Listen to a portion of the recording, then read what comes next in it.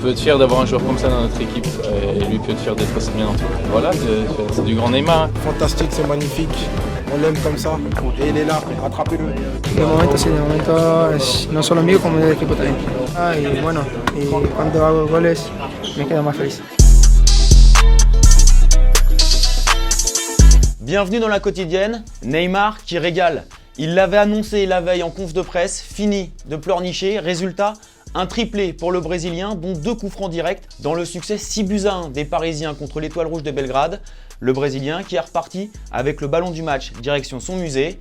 Sinon, l'Étoile Rouge de Belgrade, c'était pas du lourd selon Meunier. Voilà, on a joué contre une équipe de Belgrade qui certes joue avec ses armes, mais qui pour moi n'a pas le niveau d'un Napoli ou d'un Liverpool. Pour pouvoir comparer, pour pouvoir donner des conclusions, il faut comparer nos matchs avec des adversaires égaux à nos qualités. Pendant ce temps-là, Daniel Alves, blessé, lui poursuit sa préparation. Pour le terrain ou pour The Voice? On vous laisse juger.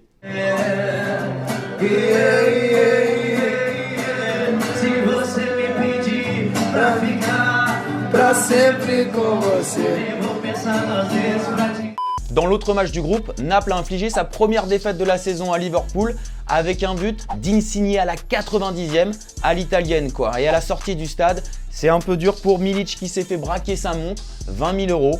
Comme quoi Gomorrah, c'est pas qu'une série télé. On revient à la Ligue des Champions dans quelques instants dans la quotidienne. Place maintenant à l'actu du jour, la liste des Bleus de Didier Deschamps pour les prochains matchs de l'équipe de France contre l'Islande le 11 octobre et l'Allemagne le 16. Adrien Rabiot n'est pas de retour, mais 3 revenants. Lucas Digne, Mamadou Sakho, Kurt Zouma. A noter, c'était attendu, la première convocation de Tanguy Ndombele, 21 ans, le joueur de Lyon, va peut-être connaître sa première sélection en bleu. Au niveau de ses qualités, il sait un peu tout faire au milieu. Il a un bon volume de jeu, puissance, il a une très bonne qualité technique. Et depuis un bon moment avec Lyon, il a un peu plus de régularité. La saison dernière, c'était peut-être un peu plus intermittent. Aujourd'hui, il arrive à avoir plus de régularité dans ses performances. Retour à la Ligue des Champions avec la grosse défaite de Monaco. 3-0 hier à Dortmund. L'heure est grave du côté du Rocher. C'est peut-être même la crise, les gars. En parlant de crise, justement, hier, Yacine vous demandait combien de temps pouvait encore durer José Mourinho sur le banc de Manchester United. Et selon la majorité de vos avis, eh bien pas très longtemps. Comme Jobrin qui le voit partir dès cet hiver parce que le jeu proposé n'est pas digne ni de son effectif ni de son équipe. Quant à toi, Batozer, c'est carrément Lazermi. Tu le vois partir d'ici un mois. J'ai envie de dire coup de mou pour José. Dans les autres matchs, Barcelone s'est imposé 4-2 à Wembley contre Tottenham avec un doublé de quelqu'un de connu. Vous l'avez, Léo Messi, forcément, étincelant et favori pour le Ballon d'Or pour Ivan Rakitic.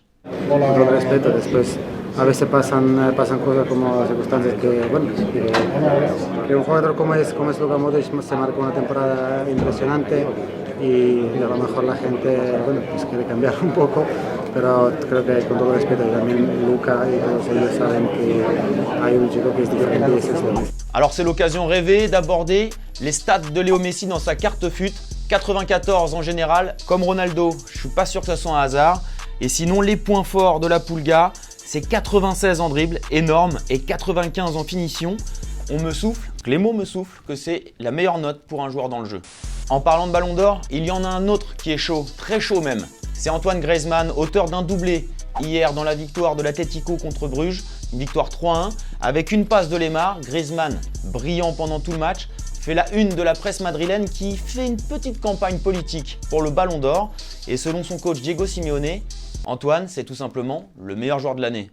Bueno, empecemos con que la temporada pasada Griezmann fue para mí, lo repito una vez más, el mejor futbolista del mundo. ¿Por qué? Porque ganó la Copa del Mundo, cosa que no la suelen hacer muchos futbolistas. Ganó la Europa League, ganó la Supercopa Europea, salió segundo en una liga donde juega Real Madrid y Barcelona, que normalmente pelean pour gagner la Champions. Alors vous l'avez deviné, c'est notre question du jour. Selon vous, est-ce qu'Antoine Griezmann peut remporter le Ballon d'Or? Les Français n'en ont plus remporté depuis Zinedine Zidane. Alors laissez vos avis, 2 commentaires sélectionnés demain. Selon nous à la quotidienne, entre Griezmann et Varane, ça se joue. Petite pause dans la quotidienne, on a retrouvé les traces de Samuel Eto'o au Qatar. Et à 38 ans, le lion indomptable griffe encore. داخل المنطقة عبر الجهة اليسرى عكسية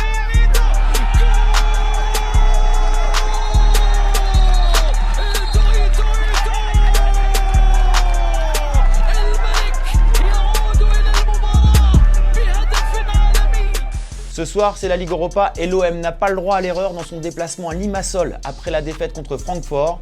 Et attention à la défense. On commence un match en ce moment, on perd déjà 2-0 d'entrée. C'est quand même difficile de mettre 3 buts à chaque fois pour gagner les matchs. Après, c'est vraiment pas une excuse, on aurait pu largement faire mieux. On a fait beaucoup d'erreurs individuelles.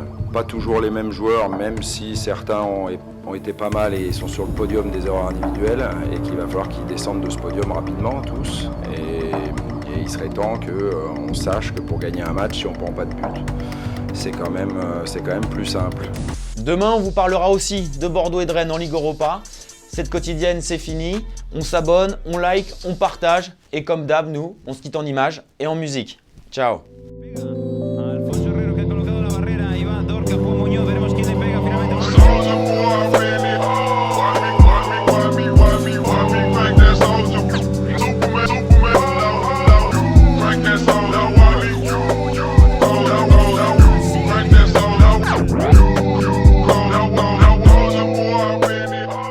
Et n'oublie pas, tu peux cliquer sur le blason Téléfoot là juste à droite pour t'abonner à la chaîne et du coup ne rien rater du contenu exclusif. À la prochaine.